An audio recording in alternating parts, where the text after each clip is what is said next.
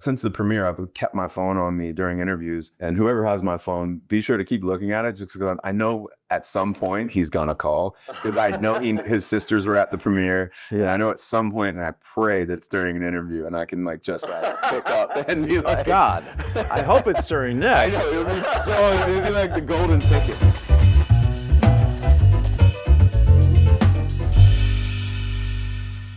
They built this actual Toys R Us to the absolute inch. Jeffrey Manchester robbed 45 McDonald's, ended up living in a toy store for 6 months. One of the things we had to do on this film was recreate a Toys R Us. So that meant we had to go down to North Carolina and find a big box store that we could turn into a Toys R Us. Yeah, down a dream. Almost everything is actually functional, has real merchandise. She sourced actual toys from the time. People would come to the Toys R Us and walk in wanting to buy toys. And we had to go, sorry, this is a movie set. There's a level of authenticity that's unspoken when you get to shoot in the actual places. Everything was real. I hope you feel it in the movie. I really hope you do. Welcome to the actor's side. Today, you all know him from so many different movies, and now you're really going to know him from his new film too, Roofman, which he's sensational in, I have to say. And coming up next year, Marvel, Avengers, Doomsday. I can't wait for that, to see more of Gambit. I love that. I'm going to ask you about that later, but let's talk about Roofman. This is Channing Tatum. Welcome. Thank you for having me, sir. I appreciate it. And congratulations on Roofman. You know what struck me when I saw it? I didn't know any of this story, except that it's true.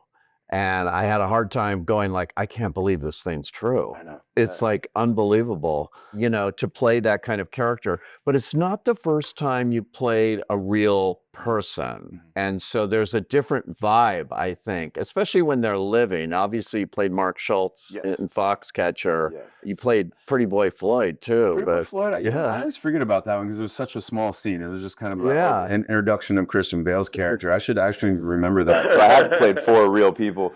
But the first one I ever really kind of remember playing was Antonio in Guide to Recognizing Your Saints. Of course. And he was actually incarcerated as well while I played him, and he's still alive. I think he oddly just got out. Ditto Montiel, that directed that movie, just sent me a clip of him out. And really? Just not a month ago. I couldn't believe what I was seeing. Ditto didn't want me to meet him on that movie because I wanted to meet him. I was like, can I go meet him? And he was in Rikers. And he was like, you look, if you really want to do it, I'm not going to say absolutely not, but I don't want you to, because he's a very different guy now than he was when you're going to play him at, 16 or 17. I think he was 16 when I played him. And he's just been in Rikers since he was 16 years old. He was probably 30 or 40 then, at that time. And, so I understood what he said, and I was just like, okay, well, maybe I can go meet him afterwards or whatever. And then we did the movie, and it just kind of all just went, and I never got to meet him. But I never got to meet Jeff on this one because he was incarcerated, and I tried. I submitted all my forms and everything to get permission to see him, but he is in a supermax prison in it's called Central Prison in North Carolina. And they didn't give me access until I think almost the end of the first week of shooting. Oh, wow. And we had already started. Obviously, the schedule of shooting is crazy. So it was tough to even get down there on the weekend to do it because we were prepping and doing things on the weekend. But also I was a little afraid that I'd shot a week. Yeah. And if I go down and meet him, right, does it change everything in my mind, who I think he is? And I've been talking to him every day almost. Yeah. On the phone, right? On the phone for 2 months. Yeah. He can call you. You can't call him. You get 15 minutes. I mean, it is hard. There's no one on the phone managing it other than him. He's had to do this. It's just all automated. And I think he has an iPad or something in his room or something like it that he can sort of do all this and whatnot. But yeah, you get 15 minutes and it cuts you off. You have to manage that 15 minutes. Sometimes he would get another 15 minutes if he hadn't called anybody else. Yeah. And get to know someone in 15-minute increments over 2 months, whenever they call you, you can't, it's a strange way to do it, but we got into a groove after a while. He would always call me. I would drop my daughter off at like, 8:05, and he would usually call me about 8:15 on my way home, and I'd always have like an hour drive in traffic home when I dropped her off, and we'd just talk. We'd talk for as long as we could. He's a real character. Yeah. I can't. As we can tell watching the movie. And to try to like discern that kind of a character Yeah. through the phone is fascinating. I mean, we could probably do a movie just on trying to figure out who a person is over a phone call. I only had 3 or 4 pictures of Jeff. I didn't have a lot even physically to go on. I didn't know mannerisms or anything, so I never could really try to get those or copy those. But when I always like to, usually in the last since the premiere, I've kept my phone on me during interviews. And whoever has my phone, be sure to keep looking at it, just because I know at some point he's gonna call, because I know his sisters were at the premiere. Yeah. And I know at some point, and I pray that's during an interview, and I can like just pick up and be like, Oh God, I hope it's during this. I know, it'd be like the golden ticket, like for me to just be able to be like, it's him, because you would be able to tell what I mean. Yeah, like he's just like. He takes care of you on the phone. And I don't know if it's because he's done the 15-minute call so many times now, and he knows how to manage it. He knows how to kind of take care of you, make you feel like seen and that he cares about you. I think because he was really well behaved for the last few years, he's not tried to get out again. So I think, you earn things. Yeah. You earn, I think, the iPad, in which they have certain, I think, movies on them. They obviously don't get to pick which films. Yeah. But I seriously doubt that, look, the prison system definitely does not like him very much. Yeah. He's made him look kind of foolish. I mean, the way he got out, he robbed 45 McDonald's going through the roof, and then managed to live in a Toys R Us for 6 months. And in between those two events, he had escaped from prison really inventively, I thought, too. It's showing in the movie, and all of this, it's incredible. But just the fact that he could rob McDonald's by going on the roof and cutting a hole in it and going down into the cash register. Did I read somewhere that early in your career, in your life, you were a roofer or something like that? I framed houses. My dad was a roofer. My dad, he roofed houses like his whole life, and then he fell through a roof, broke his back, and then he sold building products after that. Oh my God. He was like a traveling sort of building product salesman all over the South Coast, Western Coast. So you had the roof thing in the family. I definitely, I've been on a lot of roofs. I've laid shingles, I've laid tiles, just for fun as a kid. I wasn't, working at all.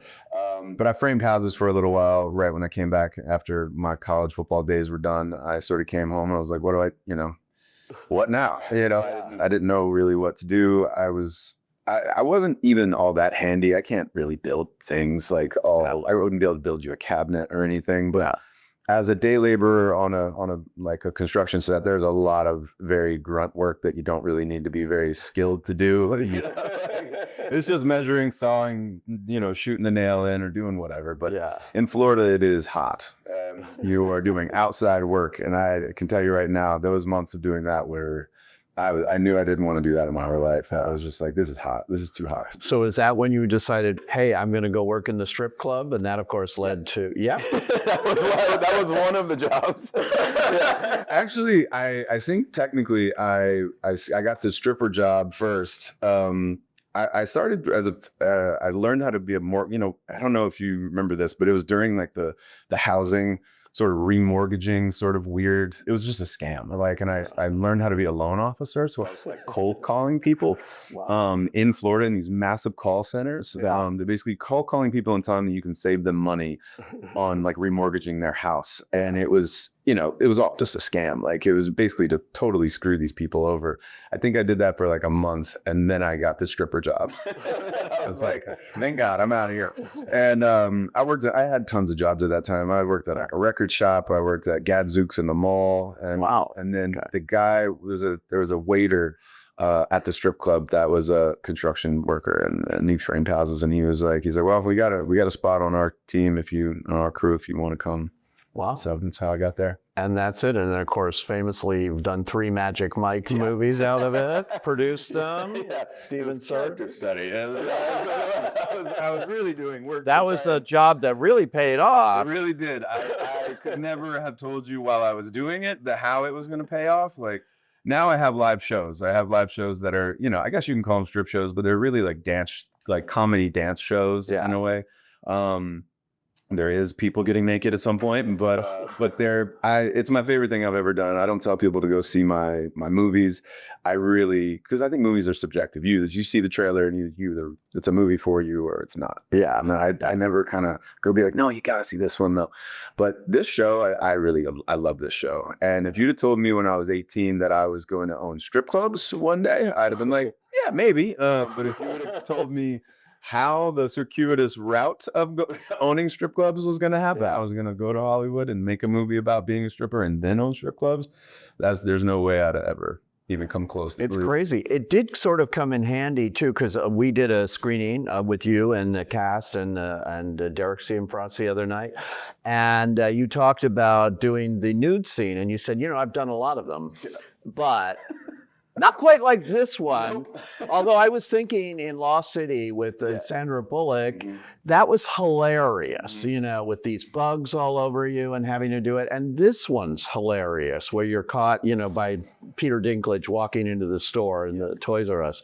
And that is crazy. It's one of those things that you just got to pray that you have a good acting partner with you. Because I hadn't really I met Dinklage that day. That was your first scene with him, right? Very first scene him. I'd run into him. We weren't even supposed to run into each other, and it was at base camp, and he was coming out of some screen or makeup test or something, or hair test or something, and we kind of had met very quickly. But then that was really our first acting scene together, and just like Sandra Bullock on Lost City, that was day 2 of filming. It was day 2 of filming. I have known Sandy though prior to that, so that was a more comfortable. I mean, not that comfortable, obviously, but it was but everywhere on the set, I had just met essentially, and I'm like, hello everyone. This is day 2. My name's Chan again. We're all gonna be seeing my penis today, so we're all gonna be very close and friends, but. Sandra in that scene, she was just, she really did. She takes care of me, and she's funny and just like a pro, and kind of, makes you feel good about yourself, Yeah. Because those could be absolutely humiliating scenes, and Dinklage Peter did as well. He's such a pro as well, and he knows how to crack the right joke at the right time, and even when it's getting stressful, because I don't know, I read that scene. And I've done a lot of naked scenes, a lot of naked, even, dancing scenes or whatever. So I think I just read right past it. I didn't really imagine what it was really going to look like and how it was going to look. And then I remember the day before, I asked Derek, I was like, yeah, how are we going to shoot this? How are we going to, I'm naked. So how are we going to do this? And he's like, I don't know. And I'm like, okay, well, what do you mean you don't know? How we've got to not see the stuff. And he's like, yeah. And I'm like, okay.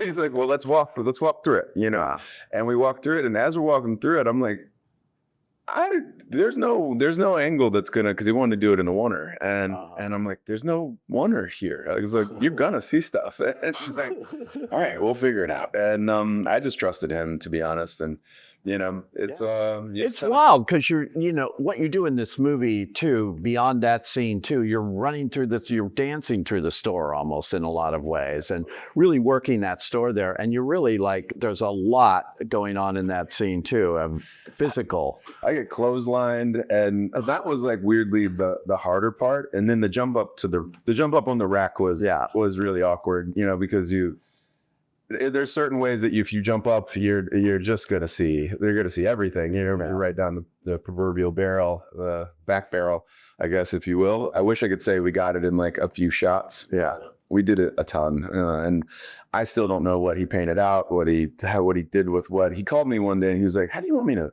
handle this?" And I was like, what do you mean handle this? I was like, what does it look like? I hadn't seen the movie, and how much do you see? And he's like, yeah, I mean, we see it. And I'm like, well, okay, I don't know what to tell you. Like, I was like, you want us to blur it out? And I'm like, well, blur it out feels weird, wouldn't it? It's kind of take you out of the movie. I was like, well, just don't make it distracting. And I was just like, don't even tell me what you did. Just go do it, and I trust you. And I still don't know what he did, so it's not rated X. No, it's definitely not that. And the Lost City scene, which I thought was just hilarious. So, were those real bugs in that? They weren't, but they were gross. They were real enough to look like. Oh my God, that freaked me out. I do not like leeches. I grew up in the South, and like there were leeches, and I've only had one on me one time, and I never want that again. I'll get itchy now thinking about it. I don't get squeamish very much, but like leeches are disgusting. It's crazy. Now, I heard you had done this picture, Josephine, right? Yes. Before you did this one, and you had put on weight for that. A lot of weight, actually. I didn't mean to put on that much weight. She just kind of, I just done a Versace campaign, so I was sort of, in shape. I wasn't like ripped or anything, but I was in shape. And she came to me. It was like, she's like, look, you don't have to like go crazy. I just don't want you to like look like you go to the gym. You don't have any time in your life to go to the gym. You don't have time to meal prep. You don't have time to do anything. You work more hours in a week than you can possibly imagine, and you also have a family and a little girl to take care of. So you come home, and that's your other job. And I was like, okay. And really, I just ate like Domino's and Coors Light for like a month or two, and they just dream diet. It just packed on. By the end of it, I was like, man, I don't feel good. Like, my body hurt. What were you, like 60 pounds? I was like 240 or 245, somewhere in between there. And then I started the movie at 185, I think. And then during the filming of it, I lost another 10. Kind of, I don't know, once you get in a groove of fasting, it sort of just happens. And then as long as you keep up your diet consistent, your body really will click into a certain mode. And then, I would do a little long, slow, low impact cardio. But it's hard when you don't have a lot of calories. And then you come home after a 12-hour day of shooting, especially a Derek C. and France movie, which you are empty at the end of every day as far as like energy. There's just no small scenes. There's no, I can phone this scene in. Like you're constantly trying. And you're on the set too, because he doesn't allow trailers and things, for actors. You're there, and it does inform, the poster, we've talked about came out of basically me just being like in the toy store, just like messing around with things. That was your whole thing, right? I mean, but the amount of costumes and things I've put on and like things that I was playing with were endless, and that one just was the one that made the movie. I mean, we were doing stunts with like scooters. I was like taking BMX bikes and making ramps, and like it was a lot of fun. But also like, that's what an ADD Chan would do in a Toys R Us if you just left me there now. Like, we're going to have some fun and I'm going to break some things. It's so great. But what really makes this movie work, it's an old style movie that studios used to love doing. Yes, I agree. Real original things. And it's what you've been doing lately too. I love Dog that you did. Thank you, sir. That you co-directed as well. I love that movie. And that was a hit. People respond, when you do something that's not like Tired and the 12th sequel and stuff like that. Yeah. And Lost City was that too. That was a hit. They don't make those anymore either, really, when you think about it. It was really, truly broad, like, sort of buddy or romance comedy. And but adventure style, like Romancing the Stone, kind of was. And like, I just love movies, and I'm from the 80s and 90s and 2000s where movies were very different than they are now. It's not that I planned them or anything. It's not that I unless I've like, germinated it from the very beginning, it's not super intentional. Like I didn't ask Derek to go and find this movie. This was him. This was fully him. I'd have done anything with Derek. I mean, you would have. Well, you almost did Blue Valentine. Almost. It's the dumbest decision probably I've ever made. But I was brand new, so I give myself a pass. I was like, just wet behind the ears. I had scared. I had no idea. I just came out of Sundance doing Guide to Recognizing Your Saints, and that was kind of my first real, I would say. Yeah, that's where he saw you. Yeah. He saw you in that movie. Yeah, playing Antonio, the guy earlier that I was talking about. I think I read the script, and I had never read anything more sad. and more like painful. And I had at that time in my life had never experienced a relationship like that. Yeah. Other than, maybe watching my parents or something. And I was like, I didn't have confidence that I could do it. I think that was always supposed to be Ryan. You'd never studied acting or taken any kind of acting classes? No, when I was modeling in New York, in like the early 2000s, like 2001 to 2003, I got a Pepsi commercial, and that like was my first acting sort of job.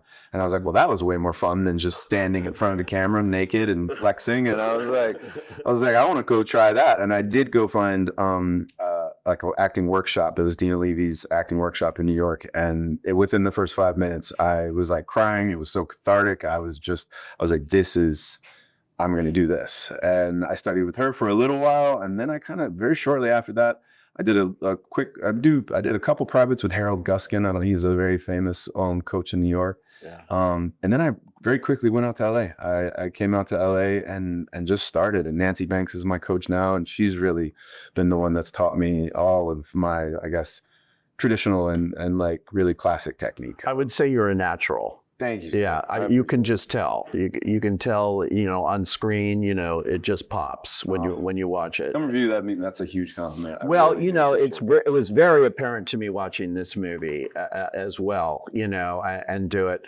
And, there's just some actors that can do that. And, and others look like they've studied for a long time and go all method. It looks like it's natural to you. I had this conversation with Benedict Cumberbatch very early in my career. It was right around Foxcatcher. We were at like a round table, and then I think we went to the Oscars that year, and this was like we're sitting literally away from everybody and kind of just having this conversation. And I was just talking to him about I'm like, how do you do? You do, man. I was like, you just feel like you could just pour you into any vessel, right? And you could just be that. Like it's beyond my comprehension of how that specifically British, actors do what they do. They're so in control, and they're so smart with everything that I just didn't feel.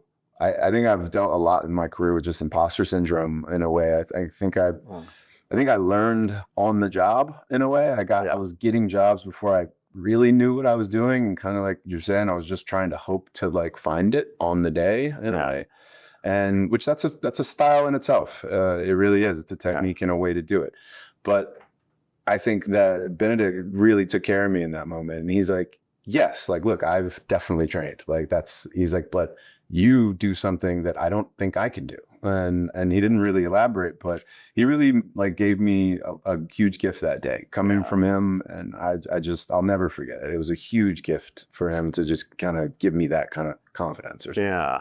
I want to see you do a big all-out musical on screen. I can't sing that well. That's the only problem. If somebody you can dance. I will do a danceicle until my feet fall off. But I just really don't believe. I think everybody's just like, yeah, he'd be great in a musical. And then I don't know. I think people would be left wanting a little bit. I don't even do karaoke. Like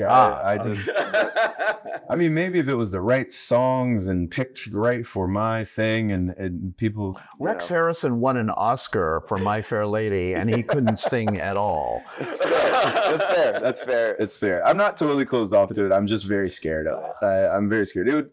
I would need to, have some time and be like, all right. And because lots of times you have to say yes to the project before you actually know if you can do it. I think it would have to be one of those things that I go and test and like make sure that I can like maybe pull off. Like, the Coen of the movie, they sprung that on me, and they were like, just we're gonna want you to tap dance. Like I said yes to the thing, and then they're tap dancing, and I was like, oh, okay, cool. We'll work on something, later together. Like, no, well, we want you to tap dance, and I'm like, whoa, I don't tap dance. Like that's not what I do. I cannot do that. And they're like, you're gonna be fine. You'll learn it. And I'm like, oh my God, I'm gonna be in a Coen Brothers movie. I have no idea how to do what they're asking me to do. So I spend like 3 months doing that. Wow. And then I feel like I finally can like go in there and be like, I think I'm not gonna fail. So great. And they're like, great. We knew you would. So we're thinking you do a little song beforehand. And I was like, what the actual guys. Like, you could have hired 70,000 people that actually can do these things. Why me? That is And wild. yeah, so I did it, but I did not do it very well in my opinion. Well, I'm looking forward, hopefully one day. But before we go, I do want to ask you about Avengers Doomsday. Yes. I know you got injured in the middle of doing that and all of that, but that's a huge, giant Marvel movie. And finally, we loved Gambit, loved seeing him in Deadpool and Wolverine. I know you were going to make a Gambit movie, but now you've got this character going in something everyone is also going to see. Yeah, I mean, look, everyone in the world's going to see this movie. And it's hard to say this because I mean, I think people, you hear these things and you're like, oh yeah, of course, but like they've topped themselves every time, and this will be the biggest movie of next year, or maybe even the next 10 years. I mean, it's just the scope of it, what they're trying to do, what the Russos have sort of cooked up is. When I read it, I just was like, well, how are they going to do this? Like, I don't understand how though it's going to happen. And it was a Everest of a mountain to climb. I am still in awe. And obviously I haven't seen anything we just wrapped, but the stuff that we were doing is so much fun. It was so much fun. I did get hurt. I popped 2 tendons in my hamstring. It was during an action sequence, but I did get to go back and do my part. And great. And I did get to be able to fulfill the thing that I wanted to do, but I do so much action in this movie that was just a small part, and so I'm very, very, very happy with how Gambit is going, and it's I was literally the kid in Mississippi that was throwing cards at his friends, like in the front den. I had my dad's duster and cane, and I was Gambit, like living in the swamp. So like to get to actually play my childhood sort of like hero or superhero is still beyond me. I feel like I'm cosplaying my childhood like every time I show up for work. It's pretty cool. Like, so fun. Can't wait for that. And Roofman, check it out. It is definitely worth seeing. You will thank me. This is Channing Tatum. Thanks for joining us on the Actor's Side. Yeah, very, very much.